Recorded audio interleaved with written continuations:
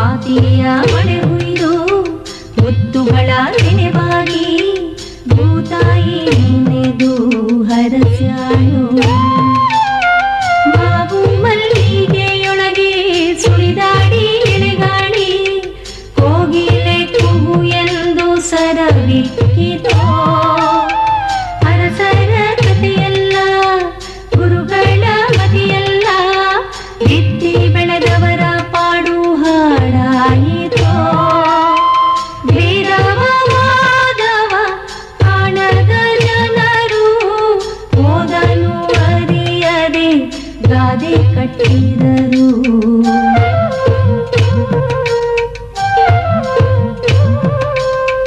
ಮಣ್ಣಲ್ಲಿ ಮಣ್ಣಾಗಿ ಕಂಪು ದಿಕ್ಕಿಗೆ ತುಂಬಿ ಜಗಕ್ಕೆಲ್ಲ ಸೂಸ್ಯಾರೋ ಸಿರಿಗಂಧ. ಜಗಕ್ಕೆಲ್ಲ ಸೂಸ್ಯಾರೋ ಸಿರಿಗಂಧ. ನಮಸ್ಕಾರ. ಸಿರಿಗಂಧ ಪರಿವಾರದ ಪರವಾಗಿ ನಿಮಗೆಲ್ಲರಿಗೂ ವತ್ಸಲ ಮೋಹನ್ ಬಯಸುವ ಸ್ವಾಗತ ಸುಸ್ವಾಗತ.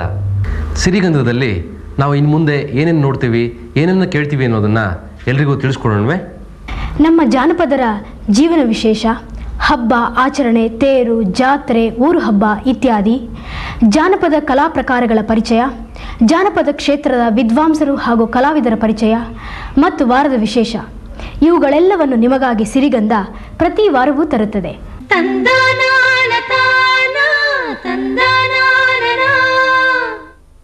ಕನ್ನಡ ಸಾಹಿತ್ಯಕ್ಕೆ ಸಾವಿರಾರು ವರ್ಷಗಳ ಇತಿಹಾಸವಿದೆ. ಆದರೆ ಕನ್ನಡ ನಾಟಕದ ಪ್ರಾರಂಭ ಇತ್ತೀಚಿನದು. ಸಂಸ್ಕೃತ ಕನ್ನಡದ ಮೇಲೆ ವಿಶೇಷ ಪ್ರಭಾವ ಬೀರಿದೆ. ಆದರೆ ಕ್ರಿಸ್ತಪೂರ್ವದಷ್ಟು ಹಳೆಯದಾದ ಸಂಸ್ಕೃತ ನಾಟಕಗಳ ಪ್ರಭಾವ ಕನ್ನಡದ ಮೇಲೆ ಏಕೆ ಆಗಲಿಲ್ಲ ಎನ್ನುವುದಕ್ಕೆ ಸ್ಪಷ್ಟವಾದ ಕಾರಣಗಳಿಲ್ಲ. ಹಾಗಾದರೆ ಕನ್ನಡದ ಜನ ನಾಟಕಗಳನ್ನು ನೋಡುತ್ತಿರಲಿಲ್ಲವೇ? ಅವರು ಅದಕ್ಕೆ ಅಪರಿಚಿತರಾಗಿದ್ದಾರೆ ಎನ್ನುವ ಪ್ರಶ್ನೆಗಳು ಹೇಳುತ್ತವೆ. ಖಂಡಿತವಾಗಿಯೂ ಕನ್ನಡಿಗರಿಗೆ ನಾಟಕಗಳ ಪರಿಚಯವಿತ್ತು. ಆದರೆ ಅವರು ಯಾವ ಬಗೆಯ ನಾಟಕಗಳನ್ನು ಯಾರು ಪ್ರದರ್ಶಿಸುತ್ತಿದ್ದರು ಎಂಬುದಕ್ಕೆ ಸ್ಪಷ್ಟವಾದ ವಿಚಾರಗಳು ಎಲ್ಲೂ ತಿಳಿಯೋದಿಲ್ಲ. ಪಂಪ ಸಂಗ್ರಾಮ ರಂಗಕ್ಕೆ ಪಾತ್ರಂಗಳಂ ಸವೆಯಿಸಿ ಸೂತದಾರನಂತೆ ಎಂದು ಒಂದು ಕಡೆ, ಮತ್ತೊಂದು ಕಡೆ ಕಬಂದ ಪಾತ್ರಂಗಳನ್ನಾಡಿಸಿ ಎಂದು ಹೇಳಿದ್ದಾನೆ. ಕಬಂದ ಎಂದರೆ ಅಟ್ಟೆ ಎನ್ನುವ ಅರ್ಥವಿದ್ದು ಬಹುಶಃ ಇದು ಚರ್ಮದ ಗೊಂಬೆಗಳಿಗೆ ಅನ್ವಯಿಸಿದ್ದಿರಬೇಕು. ಮೋಹನ್ ಮಹಾಶಯರೇ, ಏನು ನೋಡ್ತಾ ಇದ್ದೀರಾ? ತೊಗಲ್ಗೊಂಬೆ. ಹೌದು, ಅದು ತೊಗಲ್ಗೊಂಬೆನೆ. ಇಲ್ಲಿ ಕೊಡಿ. ಇದ್ರ ಬಗ್ಗೆ ನಾವು ವಿವರವಾಗಿ ನಂದಿತಾ ಅವರಿಂದ ತಿಳ್ಕೊಳ್ಳೋಣ. ಪ್ರಾಚೀನ ಕಾಲದ ಬಹುತೇಕ ಜನರಿಗೆ ತೊಗಲುಗೊಂಬೆಯಾಟದ ಪರಿಚಯವಿತ್ತು. ಅನೇಕ ಜನ ತೊಗಲುಗೊಂಬೆಯಾಟ ಹಾಗೂ ಸೂತ್ರದ ಗೊಂಬೆಯಾಟಗಳನ್ನು ಒಂದೇ ಎಂದು ಭಾವಿಸುತ್ತಿದ್ದರು. ತೊಗಲುಗೊಂಬೆಯಾಟದ ಬಗ್ಗೆ ಪಂಪನೇ ಅಲ್ಲದೆ ಹರಿದಾಸರು ಹಾಗೂ ವಚನಕಾರರು ಸಹ ತಮ್ಮ ಕಾವ್ಯಗಳಲ್ಲಿ ಪ್ರಚಲಿತಗೊಳಿಸಿದ್ದಾರೆ. ಕೀಳೆಕ್ಯಾತ ಎಂಬ ಒಂದು ಅಲೆಮಾರಿ ಜನಾಂಗಕ್ಕೆ ತೊಗಲುಗೊಂಬೆಯಾಟ ಕುಲಕಸಬು. ಆದ್ದರಿಂದಲೇ ತೊಗಲುಗೊಂಬೆಯಾಟದಲ್ಲಿ ಬರುವ ಹಾಸ್ಯಗಾರನಿಗೆ ಕೀಳೆಕ್ಯಾತ ಎಂಬ ಹೆಸರೇ ಬಂದಿದೆ. ಈ ಕುಲದವರಿಗೆ ಗೊಂಬೆ ರಾಮರು ಎಂಬ ಇನ್ನೊಂದು ಹೆಸರು ಇದ್ದು ಇವರ ಮೂಲ ಮರಾಠಿ ಎಂದು ತಿಳಿದು ಬರುತ್ತದೆ. ಈ ಜನ ಕನ್ನಡ ಭಾಷೆಯಲ್ಲೇ ತಮ್ಮ ಆಟಗಳನ್ನು ಆಡುತ್ತಾ ಮಲೆನಾಡು ಹಾಗೂ ಬಯಲುಸೀಮೆ ಈ ಎರಡು ಪ್ರದೇಶಗಳಲ್ಲೂ ವಾಸಿಸುತ್ತಾರೆ. ಊರಿಗೆ ಮಂಗಳವಾಗಲೆಂದು ಹಾಗೂ ಬರ ಬಂದಾಗ ಮಳೆರಾಯನನ್ನು ಪ್ರಾರ್ಥಿಸಲೆಂದು ಊರಿನ ಜನ ತೊಗಲುಗೊಂಬೆ ಆಟಗಳನ್ನು ಆಡಿಸುತ್ತಿದ್ದರು. ಊರಿನವರು ಕೊಡುತ್ತಿದ್ದ ದವಸ ಧಾನ್ಯಗಳೇ ಈ ಜನಾಂಗದವರಿಗೆ ಜೀವನಾಧಾರವಾಗಿರುತ್ತಿತ್ತು. ರಾಮಾಯಣ, ಮಹಾಭಾರತವಲ್ಲದೆ ಇತರ ಅನೇಕ ಪುರಾಣ ಕಥೆಗಳನ್ನು ಸಹ ಅವರು ತಮ್ಮ ಆಟದ ವಸ್ತುವನ್ನಾಗಿ ಮಾಡುತ್ತಿದ್ದರು. ಬನ್ನಿ ಈಗ ತೊಗಲುಗೊಂಬೆ ಆಟದ ವೈಶಿಷ್ಟ್ಯವನ್ನು ನೋಡೋಣ.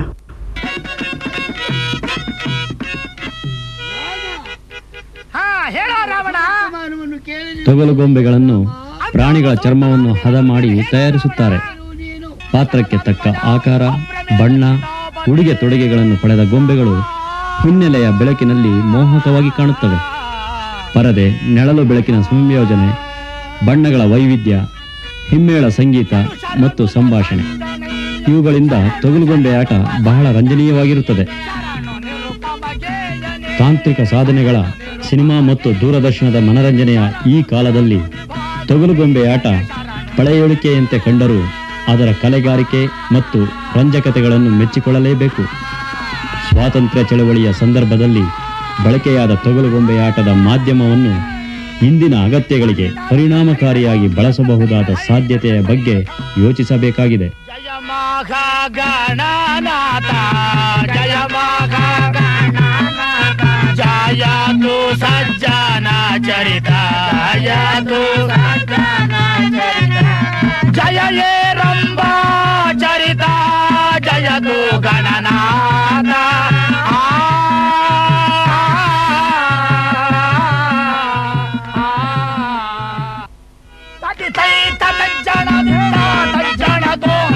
ತಜ್ಜಡುತ್ತಾ ತಯ್ಯ ತೋಂ ತಜ್ಜಡುತ್ತಾ ತದಿ ತಯ್ಯ ದಿತ್ತ ತಜ್ಜನ ತದಿ ತೋಂಗ ಜನ ತಯ್ಯ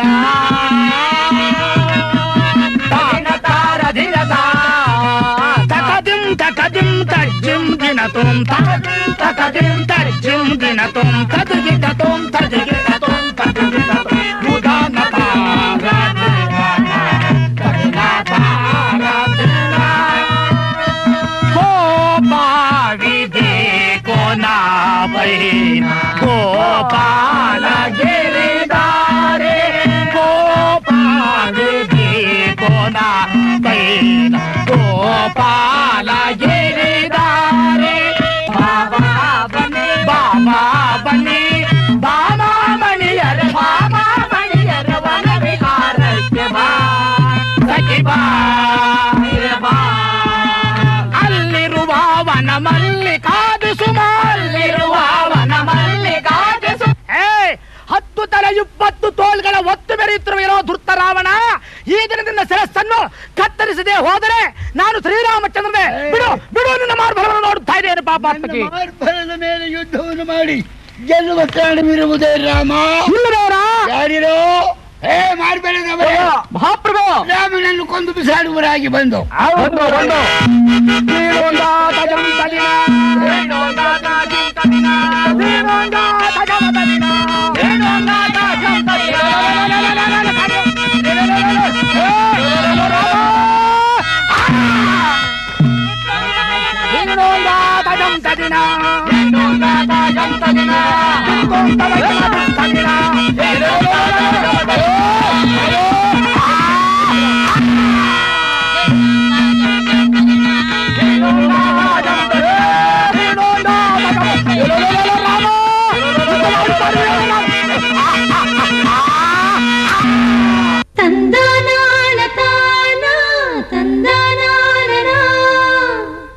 ವತ್ಸಲ, ನನಗೆ ಬಾಯಲ್ಲಿ ನೀರು ಬರ್ತಾ ಇದೆ.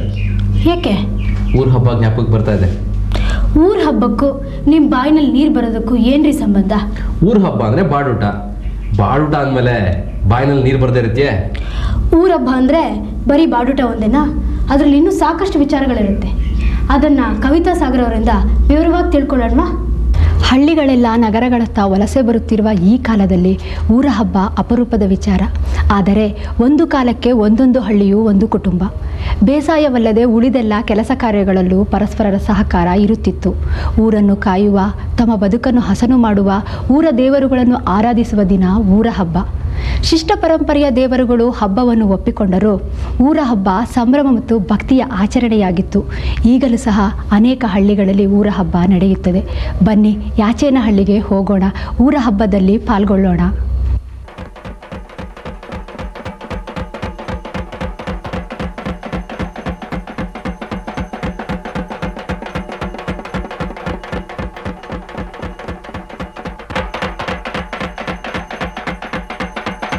ಊರಿನ ಜನರೆಲ್ಲ ಸಂಭ್ರಮದಿಂದ ಆಚರಿಸುವ ಹಬ್ಬ ಊರ ಹಬ್ಬ. ಆ ದಿನ ಊರಿನ ದೇವತೆಗೆ ಅಗ್ರಪೂಜೆ. ಈ ಗ್ರಾಮೀಣ ದೇವರುಗಳೆಲ್ಲ ಸಾಮಾನ್ಯವಾಗಿ ಹೆಣ್ಣು ದೇವರುಗಳು. ದಂಡಿನ ಮಾರಮ್ಮ, ಪಟಾಲಮ್ಮ, ಚಪ್ಲಮ್ಮ, ಹೀಗೆ ಒಂದೊಂದು ಊರಿಗೆ ಒಬ್ಬೊಬ್ಬ ದೇವತೆ. ಊರ ಹಬ್ಬವನ್ನು ಯಾವ ದಿನ ಮಾಡಬೇಕೆಂದು ಊರಿನ ಹಿರಿಯರು ಸೇರಿ ತೀರ್ಮಾನಿಸುತ್ತಾರೆ. ಜನ ಪರಸ್ಪರ ದ್ವೇಷ ಅಸೂಯೆಗಳನ್ನು ಬದಿಗೊತ್ತಿ ಹಬ್ಬ ಆಚರಿಸಲು ಒಂದಾಗುತ್ತಾರೆ. ಹಬ್ಬದ ಆಚರಣೆಯಲ್ಲಿ ಊರೆಲ್ಲ ಒಂದೇ ಮನೆಯಂತೆ ಕಾಣುತ್ತದೆ. ಊರ ಹಬ್ಬದ ದಿನ ಸುತ್ತಮುತ್ತಲಿನ ಗ್ರಾಮಗಳ ಬಂಧು ಬಾಂಧವರಿಗೆಲ್ಲ ಆಹ್ವಾನ ಇರುತ್ತದೆ. ಮನೆ ಮನೆಗೆ ಸುಣ್ಣ ಬಣ್ಣದ ಮೆರುಗು, ಮನೆಯವರಿಗೆಲ್ಲ ಹೊಸ ಬಟ್ಟೆ ಬರೆ, ಅಲಂಕೃತ ದೇವರುಗಳ ಮೆರವಣಿಗೆ ಎಲ್ಲ ಸೇರಿ ಊರಿಗೆ ಊರೇ ಸಂಭ್ರಮದಿಂದ ಬೆಳಗುತ್ತದೆ. ಊರ ಹಬ್ಬಗಳು ಸಮುದಾಯದ ಬದುಕಿನ ಬೆಸುಗೆಗಳು. ಕಾಲ ಬದಲಾದಂತೆ ಅವುಗಳ ಪ್ರಾಮುಖ್ಯ ಕಡಿಮೆಯಾಗುತ್ತಿದೆ. ಒಂದು ಊರಿನ ಜನ ಒಟ್ಟಿಗೆ ಸೇರಿ ನಲಿಯುವ ಅವಕಾಶವನ್ನು ಊರ ಹಬ್ಬ ಕೊಡುವ ಹಾಗೆ ಮತ್ತಾವುದೂ ಕೊಡಲಾರದು.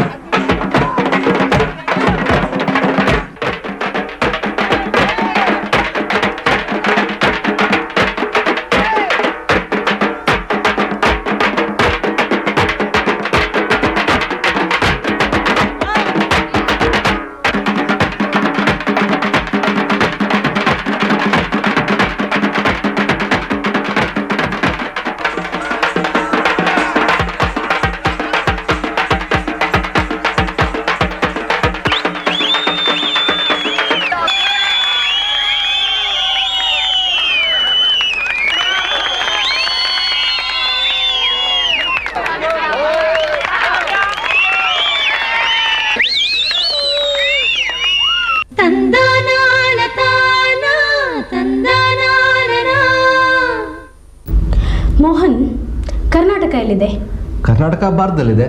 ಭಾರತದಲ್ಲಿದೆ. ಆಫ್ರಿಕಾ ಎಲ್ಲಿದೆ? ಆಫ್ರಿಕಾದಲ್ಲಿದೆ. ಆಫ್ರಿಕಾ ಕರ್ನಾಟಕದಲ್ಲಿದೆ. ಅದು ಹೇಗ್ರಿ ಸಾಧ್ಯ? ತಮಾಷೆ ಮಾಡ್ತಿದ್ದೀರೇನು? ತಮಾಷೆ ಮಾಡ್ತಿಲ್ಲ. ಕರ್ನಾಟಕದಲ್ಲೂ ಉತ್ತರ ಕನ್ನಡ ಜಿಲ್ಲೆಯ ಯಲ್ಲಾಪುರ ತಾಲೂಕಿನಲ್ಲಿ ಒಂದು ಪುಟ್ಟ ಆಫ್ರಿಕಾ ಇದೆ. ಅದು ಹೇಗೆ ಬಂತು, ಯಾವಾಗ ಬಂತು ಅನ್ನೋದನ್ನು ಬೈರನಹಳ್ಳಿ ಶಿವರಾಮ್ ಅವರಿಂದ ವಿವರವಾಗಿ ತಿಳ್ಕೊಳ್ಳೋಣವಾ? ಆಫ್ರಿಕಾದ ಕಪ್ಪು ಜನರಂತೆ ಕಾಣುವ ಜನ ನಮ್ಮ ನಡುವೆ ಕಂಡಾಗ ವಿಸ್ಮಯಗೊಳ್ಳುವುದು ಸಹಜ. ಕರ್ನಾಟಕದ ಸಿದ್ಧಿ ಜನರಿಗೂ ಆಫ್ರಿಕಾದ ನೀಗ್ರೋ ಜನರಿಗೂ ಸಂಬಂಧ ಉಂಟು. ಸಿದ್ಧಿಗಳ ಮೂಲ ಸ್ವರೂಪ ಇನ್ನೂ ಬದಲಾಗಿಲ್ಲ. ಪೋರ್ಚುಗೀಸರು ಭಾರತಕ್ಕೆ ಬಂದಾಗ ತಮ್ಮೊಡನೆ ಕರೆತಂದು ಇವರನ್ನು ಇಲ್ಲಿನ ಶ್ರೀಮಂತರಿಗೆ ಗುಲಾಮರನ್ನಾಗಿ ಮಾರಾಟ ಮಾಡಿದರು. ಕರಾವಳಿಯ ಸಾಂಬಾರು ಪದಾರ್ಥಗಳಿಗೆ ಮಾರು ಹೋದ ಪೋರ್ಚುಗೀಸರು ಇವರನ್ನು ಇಲ್ಲಿಯ ಜಮೀನುದಾರರಿಗೆ ಒದಗಿಸಿರಬೇಕು. ಬಹುಕಾಲದವರೆಗೆ ಗುಲಾಮರಾಗಿಯೇ ಜೀವನ ಸಾಗಿಸುತ್ತಿದ್ದ ಈ ಜನ ಬ್ರಿಟಿಷರು ಗುಲಾಮ ಪದ್ಧತಿಯನ್ನು ಅಳಿಸು ಹಾಕಲು ಪ್ರಯತ್ನಿಸಿದ ಮೇಲೆ ಕಾಡಿನ ಉತ್ಪನ್ನಗಳಿಗೆ ಮಾರುಹೋಗಿ ಕಾಡಿನ ಮಕ್ಕಳಾಗಿ ಜೀವನ ಸಾಗಿಸಿದರು. ಗುಲಾಮಗಿರಿ ಹೋದ ಮೇಲೆ ಜೀತ ಪದ್ಧತಿ ಹೋದ ಮೇಲೆ ಕೂಲಿ ನಾಲಿ ಮಾಡುತ್ತಾ ಜೀವನ ಸಾಗಿಸುತ್ತಿರುವ ಈ ಜನರ ಒಂದು ಸುಂದರ ಕುಣಿತವನ್ನು ನೋಡೋಣವೇ?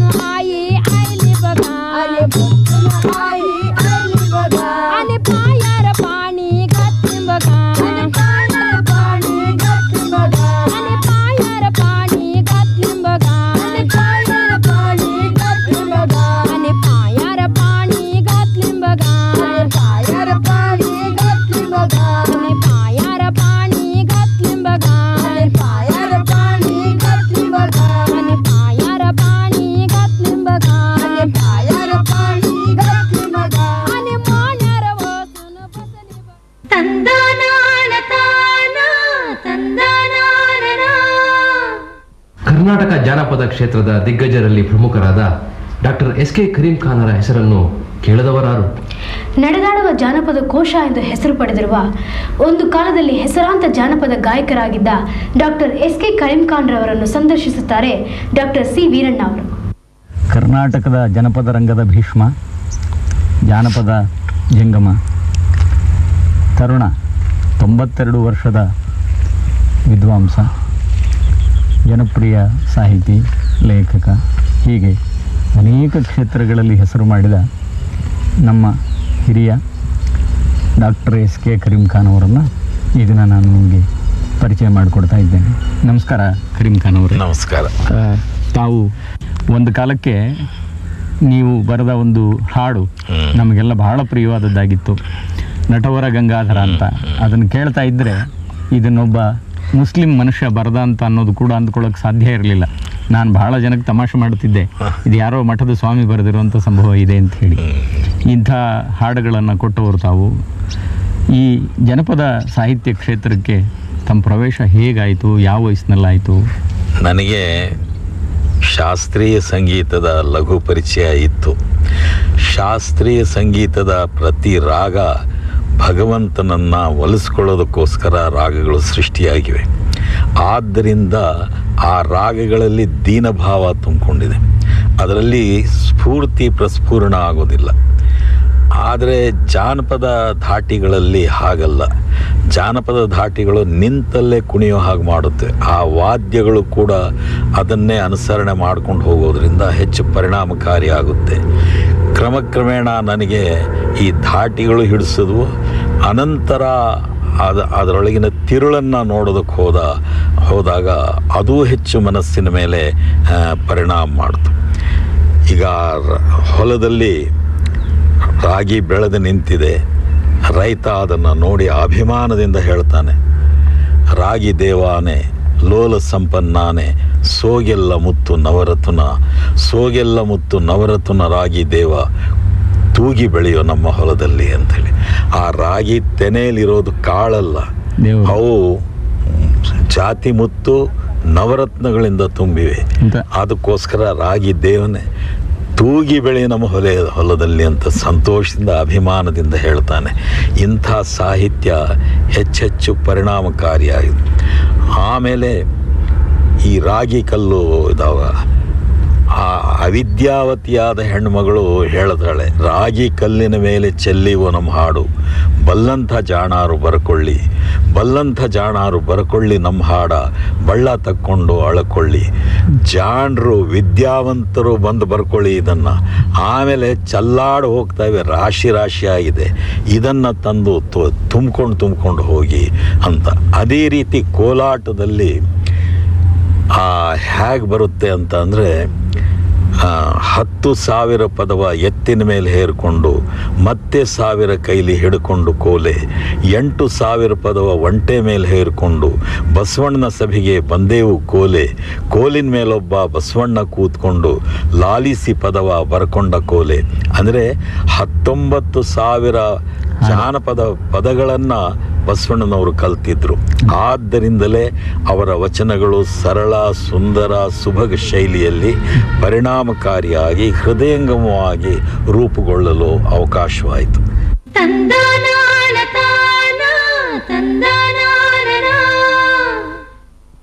ನಮ್ಮ ಜನಪದರಲ್ಲಿ ನಂಬಿಕೆ ಭರವಸೆಗಳನ್ನು ತುಂಬಲು ಒಂದು ಗಿಡ, ಮರ ಅಷ್ಟೇ ಏಕೆ, ಒಂದು ಗುಂಡು ಕಲ್ಲಾದರೂ ಸಾಕು. ರಾಜಕುಮಾರಿಯನ್ನು ವರಿಸಬೇಕಾದರೆ ರಾಜಕುಮಾರ ಅದೆಷ್ಟು ಬಗೆಯ ಸಾಹಸಗಳನ್ನು ಮಾಡಬೇಕು. ಜನಪದ ಕಥೆಗಳಲ್ಲಿ ಅವನು ಸಪ್ತ ಸಾಗರವನ್ನಾದರೂ ದಾಟುತ್ತಾನೆ, ಹಾವಿನ ಹೆಡೆ ಮೇಲಿನ ಮಣಿಯನ್ನಾದರೂ ತರುತ್ತಾನೆ. ಆದರೆ ನಿಜ ಜೀವನದಲ್ಲಿ ಹೀಗೆ ಪರೀಕ್ಷೆಗಳನ್ನು ಇಟ್ಟರೆ ಮಗಳಿಗೆ ಮದುವೆಯೇ ಆಗುವುದಿಲ್ಲ ಅಷ್ಟೇ. ಆದರೆ ಹಿಂದೆ ಜನಪದರು ಬೇರೊಂದು ಬಗೆಯಲ್ಲಿ ಮದುವೆಗೆ ಮೊದಲಲ್ಲ, ಮದುವೆ ಆದ ಮೇಲೆ ಅಳಿಯನನ್ನು ಪರೀಕ್ಷಿಸುತ್ತಿದ್ದರು. ಮದುವೆ ಆದ ನಂತರ ಮಾವನ ಮನೆಗೆ ಬರುವ ಅಳಿಯನಿಗೆ ಅಗ್ನಿ ಪರೀಕ್ಷೆ. ಊರಿನವರ ಮುಂದೆ ಅವನು ಭಾರವಾದ ಗುಂಡುಕಲ್ಲನ್ನು ಎತ್ತಿ ಹೆಗಲ ಮೇಲೆ ತಂದು ಹಿಂದಕ್ಕೆ ಎಸೆಯಬೇಕು. ಹೊಸ ಅಳಿಯನನ್ನು ಊರಿಗೆ ಪರಿಚಯಿಸುವ ವಿಧಾನ ಹೀಗೆ.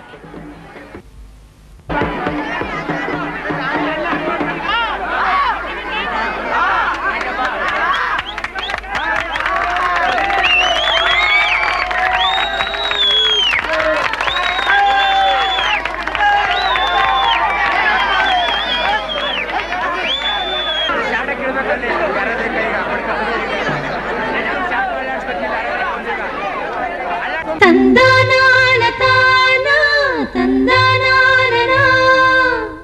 ಶಿಷ್ಟ ಸಂಸ್ಕೃತಿಯ ತಾಯಿ ಬೇರು ಜನಪದ ಸಂಸ್ಕೃತಿ. ಸಮಾಜದ ಬೆಳವಣಿಗೆಗೆ ಮಣ್ಣಿನ ಮಕ್ಕಳ ಬದುಕೆ ಬೆನ್ನೆಲುಬು.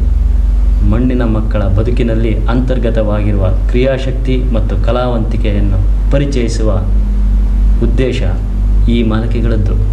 ತೊಗಲುಗೊಂಬೆಯ ಆಟ, ಊರ ಹಬ್ಬದ ಸಂಭ್ರಮ, ಆಫ್ರಿಕಾ ಮೂಲದ ಸಿದ್ಧಿ ಜನಾಂಗದ ಕುಣಿತ, ಜಾನಪದದ ಬಗೆಗಿನ ಡಾಕ್ಟರ್ ಕರೀಂ ಖಾನರ ಕಳಕಳಿ ಮತ್ತು ಗುಂಡು ಎತ್ತುವ ಸಾಹಸ ಇವೆಲ್ಲವನ್ನು ಈ ವಾರ ನಿಮ್ಮ ಮುಂದೆ ಇಟ್ಟಿದ್ದೇವೆ. ಇನ್ನು ಮುಂದಿನ ವಾರದ್ದು ಮುಂದಿನ ವಾರಕ್ಕೇನೆ.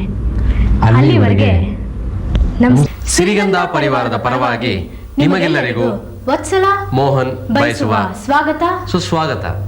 ಸಿರಿಗಂಧದಲ್ಲಿ ನಾವು ಇನ್ನು ಮುಂದೆ ಏನೇನು ನೋಡ್ತೀವಿ, ಏನೇನು ಕೇಳ್ತೀವಿ ಅನ್ನೋದನ್ನ ಎಲ್ರಿಗೂ ತಿಳಿಸ್ಕೊಡೋಣವೇ? ನಮ್ಮ ಜಾನಪದರ ಜೀವನ ವಿಶೇಷ, ಹಬ್ಬ ಆಚರಣೆ, ತೇರು, ಜಾತ್ರೆ, ಊರು ಹಬ್ಬ ಇತ್ಯಾದಿ, ಜಾನಪದ ಕಲಾ ಪ್ರಕಾರಗಳ ಪರಿಚಯ, ಜಾನಪದ ಕ್ಷೇತ್ರದ ವಿದ್ವಾಂಸರು ಹಾಗೂ ಕಲಾವಿದರ ಪರಿಚಯ ಮತ್ತು ವಾರದ ವಿಶೇಷ ಇವುಗಳೆಲ್ಲವನ್ನು ನಿಮಗಾಗಿ ಸಿರಿಗಂಧ ಪ್ರತಿ ವಾರವೂ ತರುತ್ತದೆ. ತಂದಾನಾನ ತಾನ ತಂದಾನಾನ. ಕನ್ನಡ ಸಾಹಿತ್ಯಕ್ಕೆ ಸಾವಿರಾರು ವರ್ಷಗಳ ಇತಿಹಾಸವಿದೆ. ಆದರೆ ಕನ್ನಡ ನಾಟಕದ ಪ್ರಾರಂಭ ಇತ್ತೀಚಿನದು. ಸಂಸ್ಕೃತ ಕನ್ನಡದ ಮೇಲೆ ವಿಶೇಷ ಪ್ರಭಾವ ಬೀರಿದೆ. ಆದರೆ ಕ್ರಿಸ್ತಪೂರ್ವದಷ್ಟು ಹಳೆಯದಾದ ಸಂಸ್ಕೃತ ನಾಟಕಗಳ ಪ್ರಭಾವ ಕನ್ನಡದ ಮೇಲೆ ಏಕೆ ಆಗಲಿಲ್ಲ ಎನ್ನುವುದಕ್ಕೆ ಸ್ಪಷ್ಟವಾದ ಕಾರಣಗಳಿಲ್ಲ. ಹಾಗಾದರೆ ಕನ್ನಡದ ಜನ ನಾಟಕಗಳನ್ನು ನೋಡುತ್ತಿರಲಿಲ್ಲವೇ? ಅವರು ಅದಕ್ಕೆ ಅಪರಿಚಿತರಾಗಿದ್ದಾರೆ ಎನ್ನುವ ಪ್ರಶ್ನೆಗಳು ಹೇಳುತ್ತವೆ. ಖಂಡಿತವಾಗಿಯೂ ಕನ್ನಡಿಗರಿಗೆ ನಾಟಕಗಳ ಪರಿಚಯವಿತ್ತು. ಆದರೆ ಅವರು ಯಾವ ಬಗೆಯ ನಾಟಕಗಳನ್ನು ಯಾರು ಪ್ರದರ್ಶಿಸುತ್ತಿದ್ದರು ಎಂಬುದಕ್ಕೆ ಸ್ಪಷ್ಟವಾದ ವಿಚಾರಗಳು ಎಲ್ಲೂ ತಿಳಿಯೋದಿಲ್ಲ.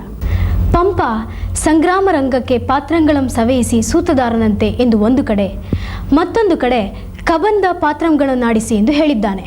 ಕಬಂದ ಎಂದರೆ ಅಟ್ಟೆ ಎನ್ನುವ ಅರ್ಥವಿದ್ದು ಬಹುಶಃ ಇದು ಚರ್ಮದ ಗೊಂಬೆಗಳಿಗೆ ಅನ್ವಯಿಸಿದ್ದಿರಬೇಕು.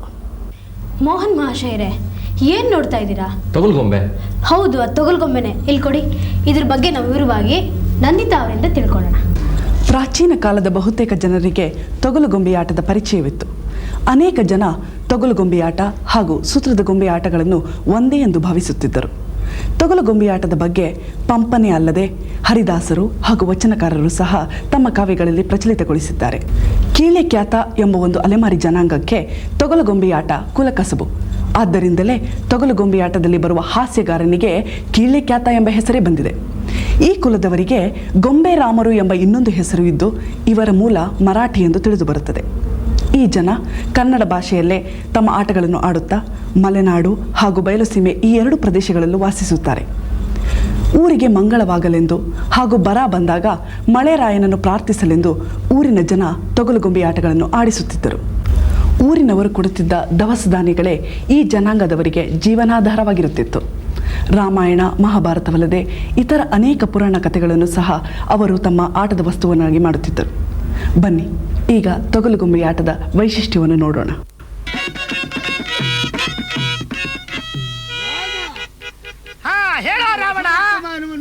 ತೊಗಲುಗೊಂಬೆಗಳನ್ನು ಪ್ರಾಣಿಗಳ ಚರ್ಮವನ್ನು ಹದ ಮಾಡಿ ತಯಾರಿಸುತ್ತಾರೆ. ಪಾತ್ರಕ್ಕೆ ತಕ್ಕ ಆಕಾರ, ಬಣ್ಣ, ಉಡುಗೆ ತೊಡುಗೆಗಳನ್ನು ಪಡೆದ ಗೊಂಬೆಗಳು ಹಿನ್ನೆಲೆಯ ಬೆಳಕಿನಲ್ಲಿ ಮೋಹಕವಾಗಿ ಕಾಣುತ್ತವೆ.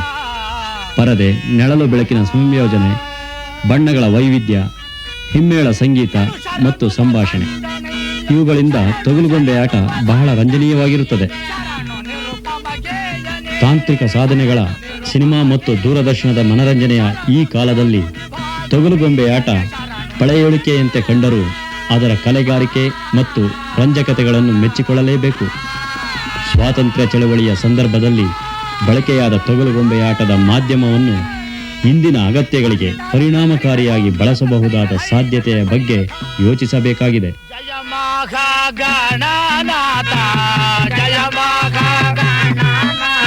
ಜಯತು ಸಜ್ಜನ ಚರಿತ, ಜಯತು ಸಜ್ಜನ ಚರಿತ, ಜಯ ಯೇ ರಂಭಾ ಚರಿತ, ಜಯತು ಗಣನಾಥ.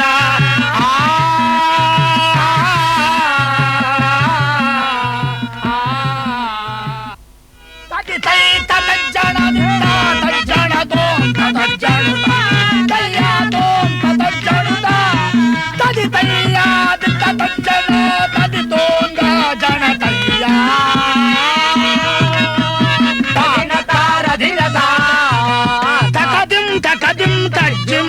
ತುಂ ತಕದಿಂ ತರ್ಜಿಂ ದಿನ ತುಂ ತದಗಿಟ ತುಂ ತದಗಿಟ ತುಂ ತದಗಿಟ ಉದಾನ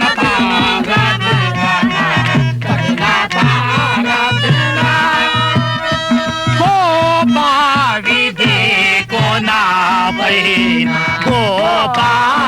ಗಿರಿಧಾರೆ ಗೋಪಾಲ ಕೋನ ಬೈನ ಗೋಪಾಲ ಗಿರಿಧಾರೆ ಬಾಬಾ ಬನ್ನಿ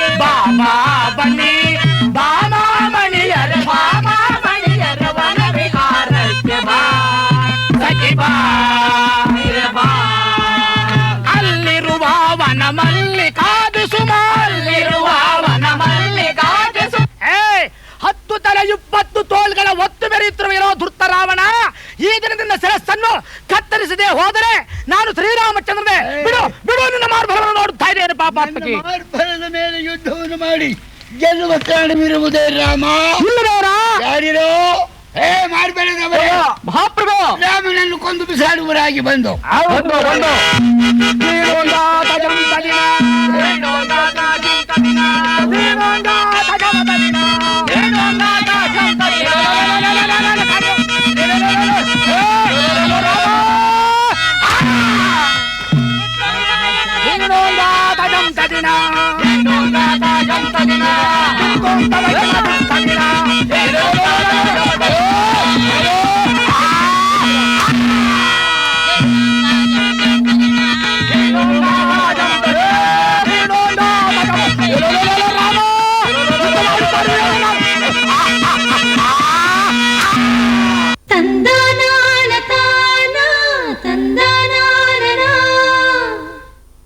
ವತ್ಸಲ, ನನಗೆ ಬಾಯಲ್ಲಿ ನೀರು ಬರ್ತಾ ಇದೆ. ಏಕೆ? ಊರ ಹಬ್ಬ ಜ್ಞಾಪಕಕ್ಕೆ ಬರ್ತಾ ಇದೆ. ಊರ ಹಬ್ಬಕ್ಕೂ ನಿಮ್ಮ ಬಾಯಿನಲ್ಲಿ ನೀರು ಬರೋದಕ್ಕೂ ಏನ್ರಿ ಸಂಬಂಧ? ಊರ ಹಬ್ಬ ಅಂದರೆ ಬಾಡೂಟ ಅಂದಮೇಲೆ ಬಾಯಿನಲ್ಲಿ ನೀರು ಬರ್ದೇ ಇರುತ್ತೆ. ಊರ ಹಬ್ಬ ಅಂದರೆ ಬರೀ ಬಾಡೂಟ ಒಂದೇನಾ? ಅದರಲ್ಲಿ ಇನ್ನೂ ಸಾಕಷ್ಟು ವಿಚಾರಗಳಿರುತ್ತೆ. ಅದನ್ನು ಕವಿತಾ ಸಾಗರ್ ಅವರಿಂದ ವಿವರವಾಗಿ ತಿಳ್ಕೊಳ್ಳೋಣವಾ? ಹಳ್ಳಿಗಳೆಲ್ಲ ನಗರಗಳತ್ತ ವಲಸೆ ಬರುತ್ತಿರುವ ಈ ಕಾಲದಲ್ಲಿ ಊರ ಹಬ್ಬ ಅಪರೂಪದ ವಿಚಾರ. ಆದರೆ ಒಂದು ಕಾಲಕ್ಕೆ ಒಂದೊಂದು ಹಳ್ಳಿಯೂ ಒಂದು ಕುಟುಂಬ. ಬೇಸಾಯವಲ್ಲದೆ ಉಳಿದೆಲ್ಲ ಕೆಲಸ ಕಾರ್ಯಗಳಲ್ಲೂ ಪರಸ್ಪರರ ಸಹಕಾರ ಇರುತ್ತಿತ್ತು. ಊರನ್ನು ಕಾಯುವ, ತಮ್ಮ ಬದುಕನ್ನು ಹಸನು ಮಾಡುವ, ಊರ ದೇವರುಗಳನ್ನು ಆರಾಧಿಸುವ ದಿನ ಊರ ಹಬ್ಬ. ಶಿಷ್ಟ ಪರಂಪರೆಯ ದೇವರುಗಳು ಹಬ್ಬವನ್ನು ಒಪ್ಪಿಕೊಂಡರೂ ಊರ ಹಬ್ಬ ಸಂಭ್ರಮ ಮತ್ತು ಭಕ್ತಿಯ ಆಚರಣೆಯಾಗಿತ್ತು. ಈಗಲೂ ಸಹ ಅನೇಕ ಹಳ್ಳಿಗಳಲ್ಲಿ ಊರ ಹಬ್ಬ ನಡೆಯುತ್ತದೆ. ಬನ್ನಿ ಯಾಚೇನಹಳ್ಳಿಗೆ ಹೋಗೋಣ, ಊರ ಹಬ್ಬದಲ್ಲಿ ಪಾಲ್ಗೊಳ್ಳೋಣ.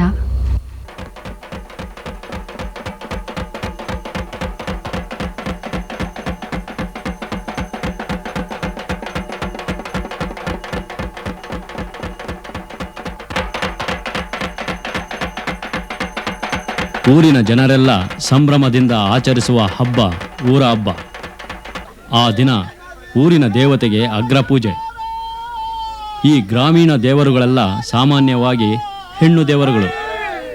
ದಂಡಿನ ಮಾರಮ್ಮ, ಪಟಾಲಮ್ಮ, ಚಪ್ಲಮ್ಮ, ಹೀಗೆ ಒಂದೊಂದು ಊರಿಗೆ ಒಬ್ಬೊಬ್ಬ ದೇವತೆ. ಊರ ಹಬ್ಬವನ್ನು ಯಾವ ದಿನ ಮಾಡಬೇಕೆಂದು ಊರಿನ ಹಿರಿಯರು ಸೇರಿ ತೀರ್ಮಾನಿಸುತ್ತಾರೆ. ಜನ ಪರಸ್ಪರ ದ್ವೇಷ ಅಸೂಯೆಗಳನ್ನು ಬದಿಗೊತ್ತಿ ಹಬ್ಬ ಆಚರಿಸಲು ಒಂದಾಗುತ್ತಾರೆ. ಹಬ್ಬದ ಆಚರಣೆಯಲ್ಲಿ ಊರೆಲ್ಲ ಒಂದೇ ಮನೆಯಂತೆ ಕಾಣುತ್ತದೆ. ಊರ ಹಬ್ಬದ ದಿನ ಸುತ್ತಮುತ್ತಲಿನ ಗ್ರಾಮಗಳ ಬಂಧು ಬಾಂಧವರಿಗೆಲ್ಲ ಆಹ್ವಾನ ಇರುತ್ತದೆ.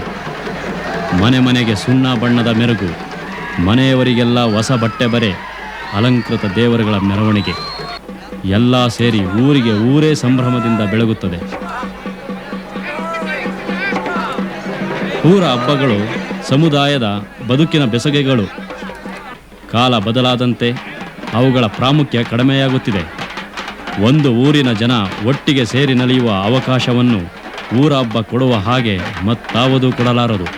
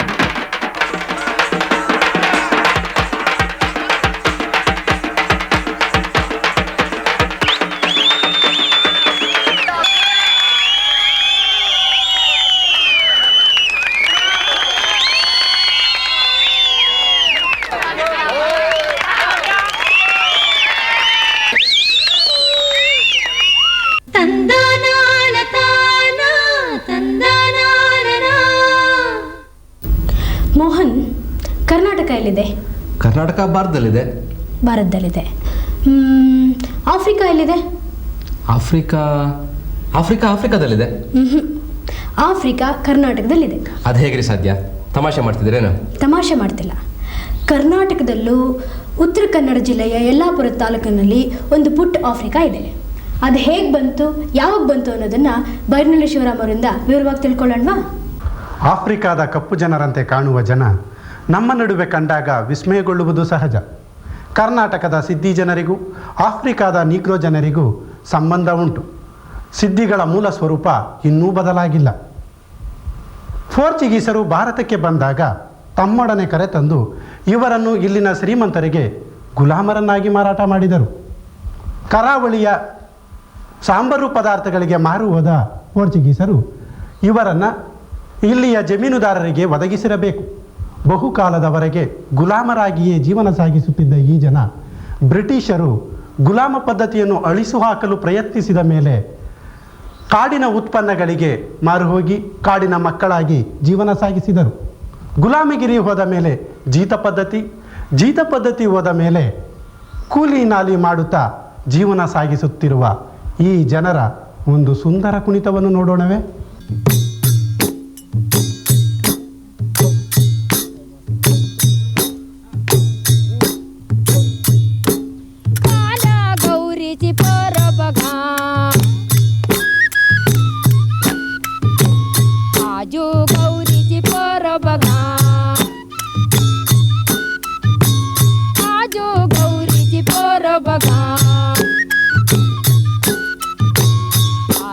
गौरीची पोर बघा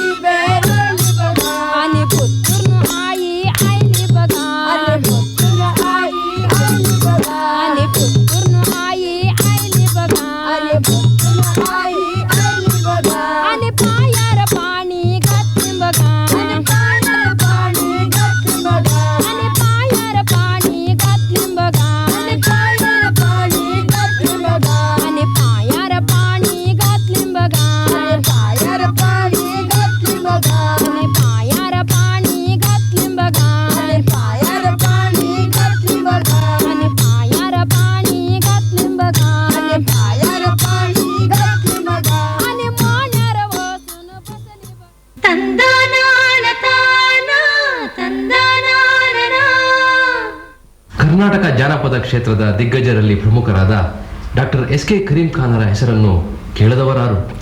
ನಡೆದಾಡುವ ಜಾನಪದ ಕೋಶ ಎಂದು ಹೆಸರು ಪಡೆದಿರುವ, ಒಂದು ಕಾಲದಲ್ಲಿ ಹೆಸರಾಂತ ಜಾನಪದ ಗಾಯಕರಾಗಿದ್ದ ಡಾಕ್ಟರ್ ಎಸ್.ಕೆ. ಕರೀಂ ಖಾನ್ ರವರನ್ನು ಸಂದರ್ಶಿಸುತ್ತಾರೆ ಡಾಕ್ಟರ್ ಸಿ. ವೀರಣ್ಣ ಅವರು.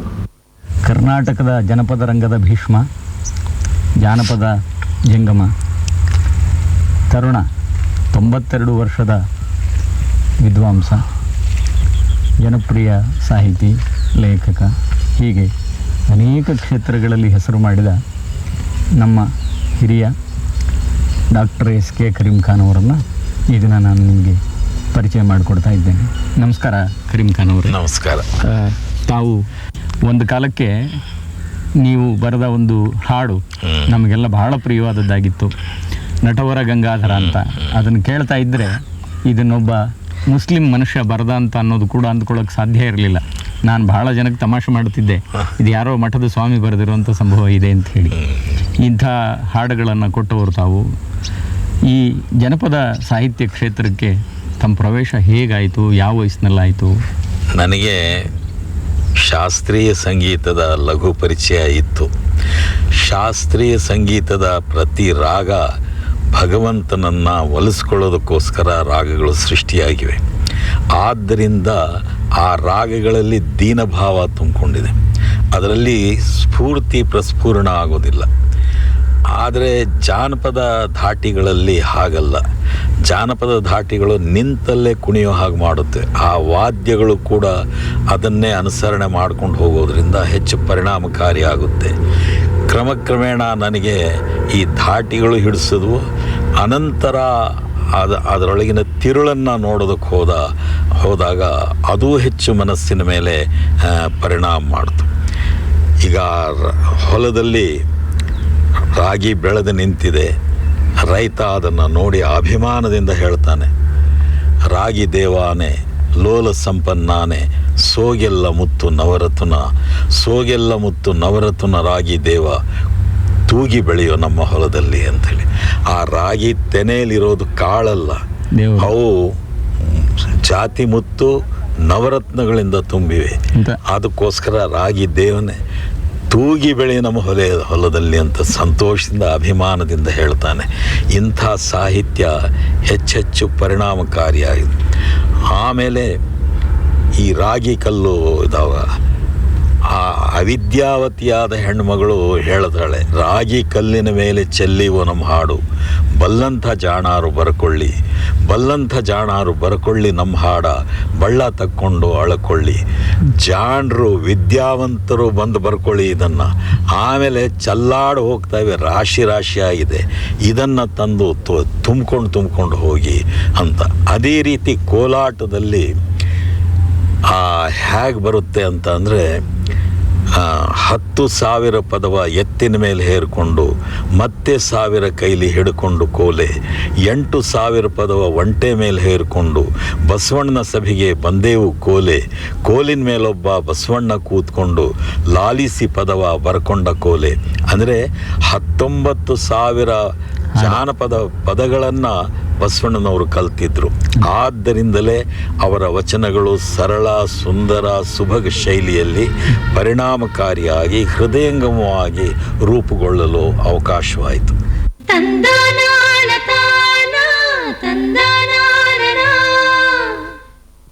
ನಮ್ಮ ಜನಪದರಲ್ಲಿ ನಂಬಿಕೆ ಭರವಸೆಗಳನ್ನು ತುಂಬಲು ಒಂದು ಗಿಡ, ಮರ ಅಷ್ಟೇ ಏಕೆ, ಒಂದು ಗುಂಡು ಕಲ್ಲಾದರೂ ಸಾಕು. ರಾಜಕುಮಾರಿಯನ್ನು ವರಿಸಬೇಕಾದರೆ ರಾಜಕುಮಾರ ಅದೆಷ್ಟು ಬಗೆಯ ಸಾಹಸಗಳನ್ನು ಮಾಡಬೇಕು. ಜನಪದ ಕಥೆಗಳಲ್ಲಿ ಅವನು ಸಪ್ತ ಸಾಗರವನ್ನಾದರೂ ದಾಟುತ್ತಾನೆ, ಹಾವಿನ ಹೆಡೆ ಮೇಲಿನ ಮಣಿಯನ್ನಾದರೂ ತರುತ್ತಾನೆ. ಆದರೆ ನಿಜ ಜೀವನದಲ್ಲಿ ಹೀಗೆ ಪರೀಕ್ಷೆಗಳನ್ನು ಇಟ್ಟರೆ ಮಗಳಿಗೆ ಮದುವೆಯೇ ಆಗುವುದಿಲ್ಲ ಅಷ್ಟೇ. ಆದರೆ ಹಿಂದೆ ಜನಪದರು ಬೇರೊಂದು ಬಗೆಯಲ್ಲಿ ಮದುವೆಗೆ ಮೊದಲಲ್ಲ, ಮದುವೆ ಆದ ಮೇಲೆ ಅಳಿಯನನ್ನು ಪರೀಕ್ಷಿಸುತ್ತಿದ್ದರು. ಮದುವೆ ಆದ ನಂತರ ಮಾವನ ಮನೆಗೆ ಬರುವ ಅಳಿಯನಿಗೆ ಅಗ್ನಿ ಪರೀಕ್ಷೆ. ಊರಿನವರ ಮುಂದೆ ಅವನು ಭಾರವಾದ ಗುಂಡುಕಲ್ಲನ್ನು ಎತ್ತಿ ಹೆಗಲ ಮೇಲೆ ತಂದು ಹಿಂದಕ್ಕೆ ಎಸೆಯಬೇಕು. ಹೊಸ ಅಳಿಯನನ್ನು ಊರಿಗೆ ಪರಿಚಯಿಸುವ ವಿಧಾನ ಹೀಗೆ.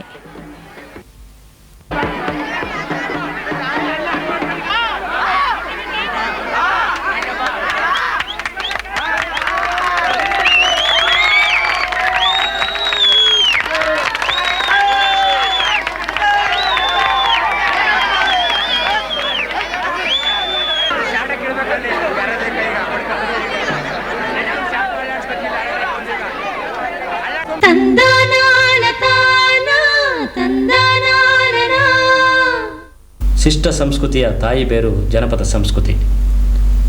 ಸಮಾಜದ ಬೆಳವಣಿಗೆಗೆ ಮಣ್ಣಿನ ಮಕ್ಕಳ ಬದುಕೆ ಬೆನ್ನೆಲುಬು. ಮಣ್ಣಿನ ಮಕ್ಕಳ ಬದುಕಿನಲ್ಲಿ ಅಂತರ್ಗತವಾಗಿರುವ ಕ್ರಿಯಾಶಕ್ತಿ ಮತ್ತು ಕಲಾವಂತಿಕೆಯನ್ನು ಪರಿಚಯಿಸುವ ಉದ್ದೇಶ ಈ ಮಾಲಿಕೆಗಳದ್ದು. ತೊಗಲುಗೊಂಬೆಯ ಆಟ, ಊರ ಹಬ್ಬದ ಸಂಭ್ರಮ, ಆಫ್ರಿಕಾ ಮೂಲದ ಸಿದ್ಧಿ ಜನಾಂಗದ ಕುಣಿತ, ಜಾನಪದದ ಬಗೆಗಿನ ಡಾಕ್ಟರ್ ಕರೀಂ ಖಾನರ ಕಳಕಳಿ ಮತ್ತು ಗುಂಡು ಎತ್ತುವ ಸಾಹಸ ಇವೆಲ್ಲವನ್ನು ಈ ವಾರ ನಿಮ್ಮ ಮುಂದೆ ಇಟ್ಟಿದ್ದೇವೆ. ಇನ್ನು ಮುಂದಿನ ವಾರದ್ದು ಮುಂದಿನ ವಾರಕ್ಕೇನೆ. ಅಲ್ಲಿವರೆಗೆ ನಮಸ್ಕಾರ. ತಂದನಾನ ತಾನ ತಂದನಾನ ತಾನನ ತಾನ ತಾನ ತನನಾನ ತಾನ.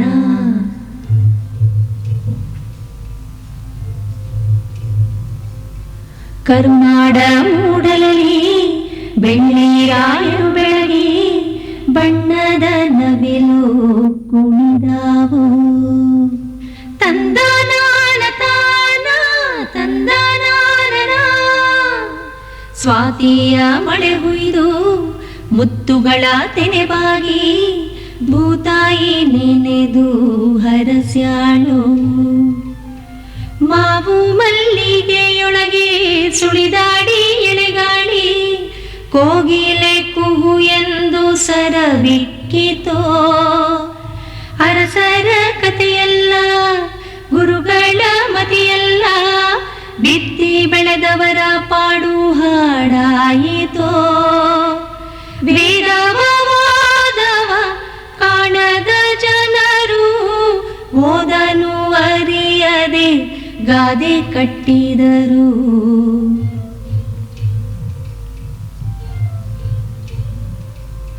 ಮಣ್ಣಲ್ಲಿ ಮಣ್ಣಾಗಿ ಕಂಪು ದಿಕ್ಕಿಗೆ ತುಂಬಿ ಜಗಕ್ಕೆಲ್ಲ ಸೂಸ್ಯಾರೋ ಸಿರಿಗಂಧ. ಜಗಕ್ಕೆಲ್ಲ ಸೂಸ್ಯಾರೋ ಸಿರಿಗಂಧ. ತಂದನಾನ ತಾನ ತಂದ